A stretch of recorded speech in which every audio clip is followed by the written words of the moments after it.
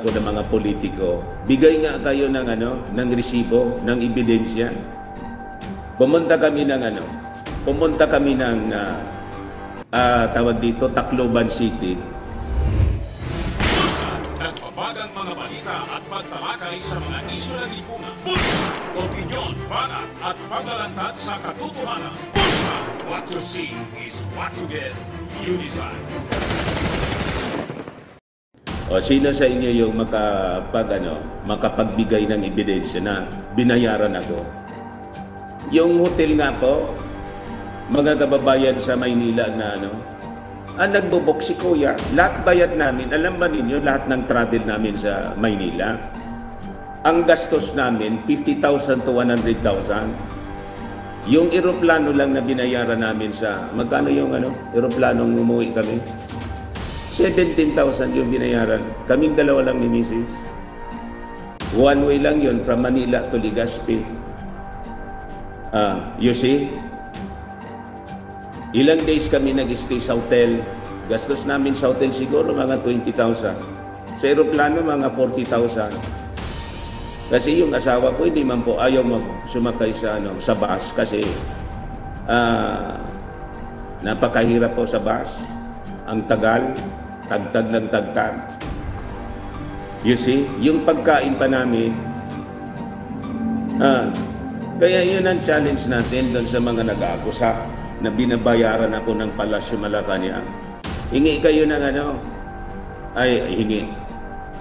present kayo ng ebidensya.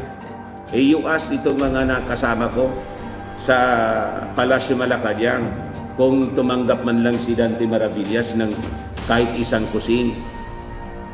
Tanong ninyo. You see? Asa na yun? Gusto ko ipakita sa inyo. Dali lang po. Yung mga you try to, yung mga But before ko ibigay sa inyo yung full story, click subscribe muna dito sa ating YouTube channel and hit the notification bell para lagi po kayong updated sa mga kaganapan dito sa ating bayan. Like and share na rin po ninyo ng ating video. At huwag na rin po ninyo mga kababayan na skip yung ating mga commercial ads para tuloy-tuloy lang ang pag-unlad ng bagong Pilipinas. You try to, yung mga nag-akusa sa akin, ang dali ninyong mag-akusa eh. Wala man kayong ebidensya. Ang daming mga nagre-react dito na mga DDS. Bakit daw po ako bumaliktad? Dati daw DDS ako. Kailan man po ako naging DDS? Mali kasi yung perception ninyo sa akin. Hindi man ninyo ako kilala. Ako sa kayo nang ako sa akin eh. Hindi, never pa akong naging DDS. Kung binoto ko si Digong po, kasi nagustuhan ko yung kanyang programa. And I supported Digong mga kababayan hanggang noong panahon ng nag-withdraw lang ako ng support dahil sa kanyang policy sa, alam na ninyo, sinuport ko siya. Dali lang po. Kaya lang sumubra mga kababayan. So I have my right na mag-withdraw ng support. Di ba? Pag hindi mo na gusto yung tao, siyempre mag-withdraw tayo ng support. O, tingnan ninyo ito mga kababayan. Mga style ng ito, pakita ko sa inyo. Baliktad lang eh. Basahin ko sa inyo po. Criset. Si Criset po ito. Sabi dito, hindi man tayo ganito. Tapos kung magmagaling sila, kala mo kung sino, kung sinong mga malilinis kayo. Sabi ni Criset, kailangan ko ng lakas para harapin ang mga susunod na araw at maraming accounts na ang nawawala at marami na ang nabubusalan. I need strength send GCash. Kita ninyo kung paano kayo pinagluluko ng mga taong ito. So ginamit pa yung issue daw sa mga tinatanggal yung mga Facebook account. Ako po, many times tinanggal yung ating Facebook account. Marami tayong mga videos na tinanggal. Yung mismong Dante Talks ko po na napakalaking channel, 150,000 subscribers, 53 million yung views na noon, tinanggal. Narinig ninyo akong nagreklamo. That was during the time of Digong. Narinig ninyo akong inaccuse ko si Digong at yung mga DDS na nasa likod ng pagtanggal ng aking video. Si Mima Alicia pa nga yung nag-message sa akin. Hindi ko nga alam, natanggal na pala. Sabi sa akin ni Mima Alicia, "Sir, wala na niya. Pinapanood ko yung video mo, nawala bigla." You see? Pero itong mga taong ito, mga DDS vloggers, tinanggal yung kanilang mga Facebook accounts. Outright po, tinuro kaagad yung ating Pangulong Bongbong Marcos. Isinisi sa administrasyon. Anong ebidensya ninyo? You see? Lahat na lang na mga nangyayari sa inyo, sinisisi ninyo sa ating administrasyon. Kino yung mga ugali nito? Pagkatapos ito, sabay fundraising po. Mag-send daw kayo ng GCash para lumakas yung kanyang loob. Yeah. Si Chris ito. Papaloko kayo sa mga taong ito, mga kababayan. May isa pa rito. Yung bakla, basahin ko sa inyo. Yan na. Si Mr. Sasot, sabi rito, "If you find any value in this vlog, please consider tipping to keep it sustainable in independent via GCash or buy me a coffee." Yan. Napaka-cheap naman ito mga taong ito. Pagkatapos ako rito na naghahanap buhay po ng digal, iniinsulto nila. Nagtitinda daw ako ng Firmax. Mabutit nagtitinda. Anong masama sa pagtitinda? Legal naman po yung aking paninda. Di ba? Kaysa manghingi ako. Never akong manghingi. Alam ba ninyo mga kababayan na nagkasakit ako last year? Hindi ko lang pinapaalam sa inyo. Siguro some of you nakahalata. Namipis yung mukha ko. Last year po, narinig ninyo po ako, mga kababayan ko, na magpahirap. Magmakaawa. Narinig ninyo akong magmakaawa sa inyo. Mga kababayan ko, nakita ninyo yung mukha ko, numipis, pumayat po ako, may sakit po ako. Narinig ninyo ako? Never kong gagawin yon. May hiya po ito. Never ko yung ginagawa dito sa amin. Sa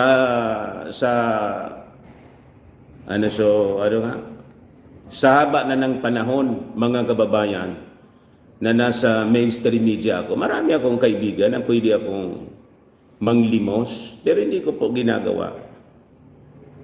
Ngayon man nag-aakusa sa akin, malayo kayo.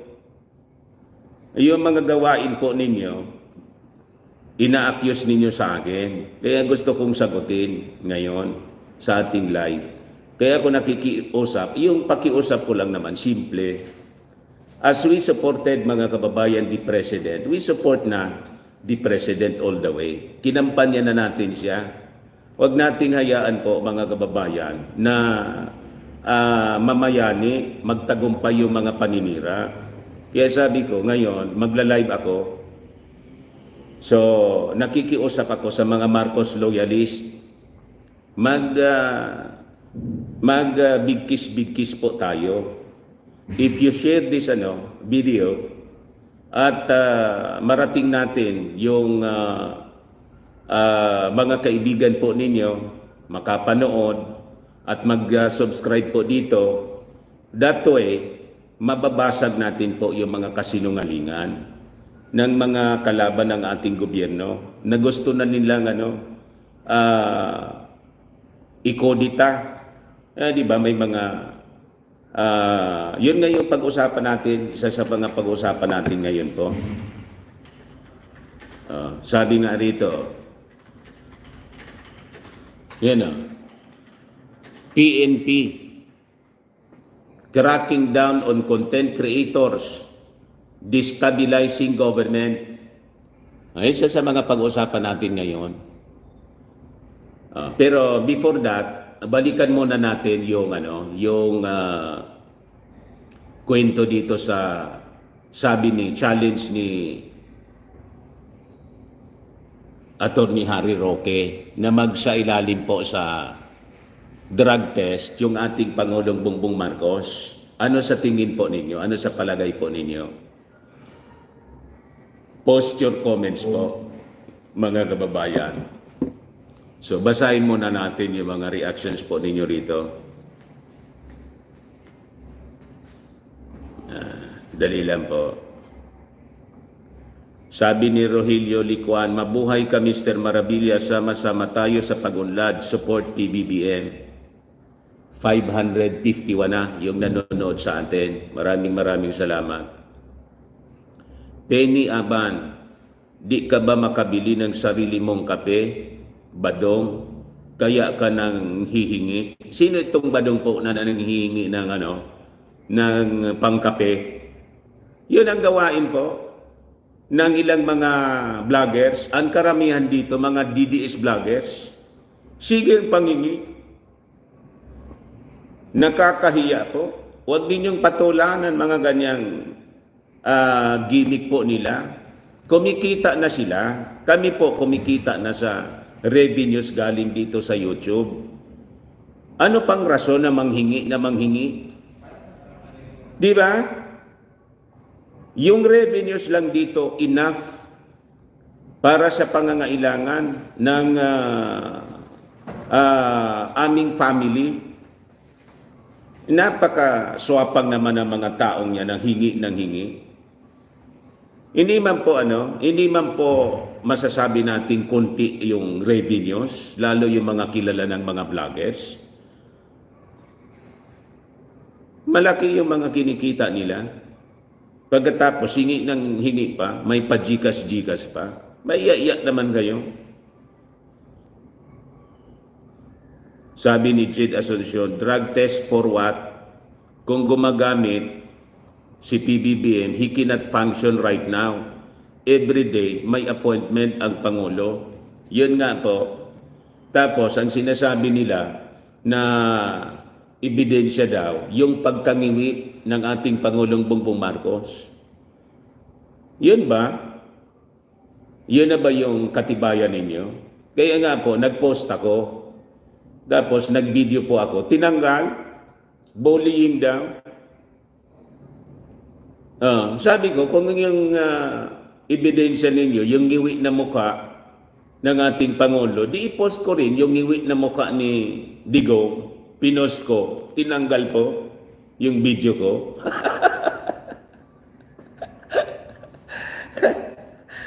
You see? Tapos galit na galit yung mga DDS. Inaalipusta ninyo yung ating Pangulong Bongbong Marcos. Pag kayo yung alipusta ng bastos ng aming Pangulong Bongbong, masayang-masaya kayo. Ngayon, the same style na ginagawa ninyo, binalik ko lang sa inyo. Di pinost ko yung ngiwi na mukha ni Digo. Ayun. Galit na galit sa akin. Bastos daw ako. So kayo, pwede kayong mambastos. Pag ibinalik ko sa inyo yung kabastosan na ginawa ninyo sa ating Pangulo, ayun, maguramintado na kayo. Ganon ang mga ugali ninyo. Parang may lisensya kayo na gumawa ng katarantaduan sa kapwa. Sabi ni Celia Di Asis, yang mga vloggers laging hyper ang tono ng mga salita. mga napapraning na po sila. Sabi ni No Signal, nag-drug test na siya noon pa bago mag-eleksyon. Yun nga po. Tapos ayaw tanggapin ng mga kalaban niya. Mamaya, basahin ko po sa inyo. Nagpa-drug test na po yung ating Pangulo. Yung sa ganon, you see? Sabi ni Penny Aban, sino ba talaga ang totoong iwi? Di ba sobra pa ang pagkangiwi niya? Yun nga po. Hindi nila nakikita yung yung pagkangiwi ng dating Pangulo. Ang nakikita lang nila yung pagkangiwi ni PBBM. Sir Dante, may FB po ba kayo? May Facebook po ako. Tingnan na lang po ninyo. Dante Maravillas. I-search lang po ninyo. Tapos Dante Maravillas Vlog. Marami na palang mga reactions dito.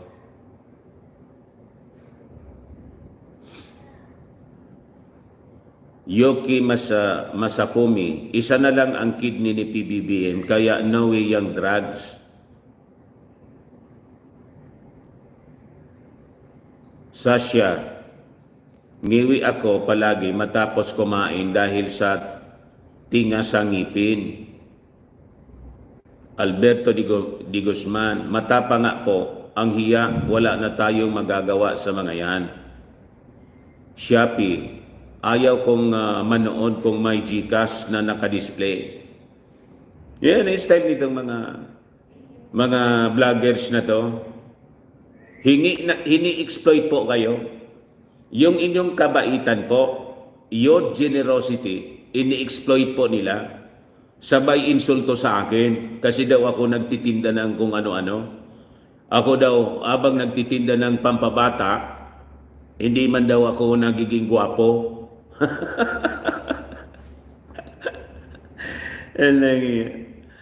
You see? Kung ano-anong mga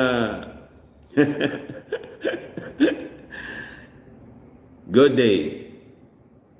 Sabi ni Princess Amber, good day Sir Dan. Paano si Sarah Mau? Fiona. Kinonsinti niya, supporters niya, imbes na sawayin niya. Pati siya, wait and see siya sa sitwasyon na pagtatangka. Di ba accessory to the crime yon? Marino Alambat, ang pagpapadrug test si PBBM, pag nagpa-drug test si PBBM, sabihin nila, uto-uto, useless yan, drug test, dapat surprise drug test para mahuli. Yan na nga po, ganito. Isa pang punto natin. Di ba, Alang mga kababayan, gusto ninyo itong itry, Firmax Firming and Lifting Cream. Pinapahid po sa mga pulses and affected area. Mainam po sa paninigas ng mga kaso-kasuan. Ito naman po, Automax Radiant Serum. Anti-aging po siya. Sa mukha naman yung application. You will look 10 years younger than your age. Sa mga cancer patients naman po, i-try po ninyo ito. Hindi man po siya gamot, food supplement siya. Kailang gagawa siya mga kababayan sa goji berry. Yung goji berry may anti-cancer properties. Ayos! O yung mga inquiries po ninyo, dumiretso na lang kayo sa aming messenger sa Facebook para masagot namin agad. Ako po si Dante Maravillas. Bye-bye. God bless. Sa mga naghahanap pala po ng malinis and spacious fitness gym, punta lang po kayo sa aming Colossal Fitness Gym. We also offer Grab car rental with our brand new 2023 model ng Toyota Innova. We also accept booking for those who are planning to travel via PAL, Cebu Pacific and other airline companies, local and international, and bills payment for Meralco bills, PLDT, etc.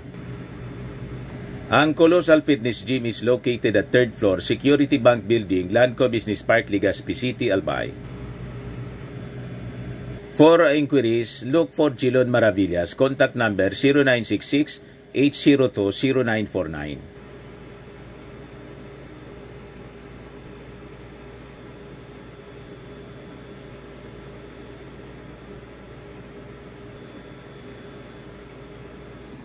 Ayos pa? Ayos na ayosan niya, Mr. Maravillas.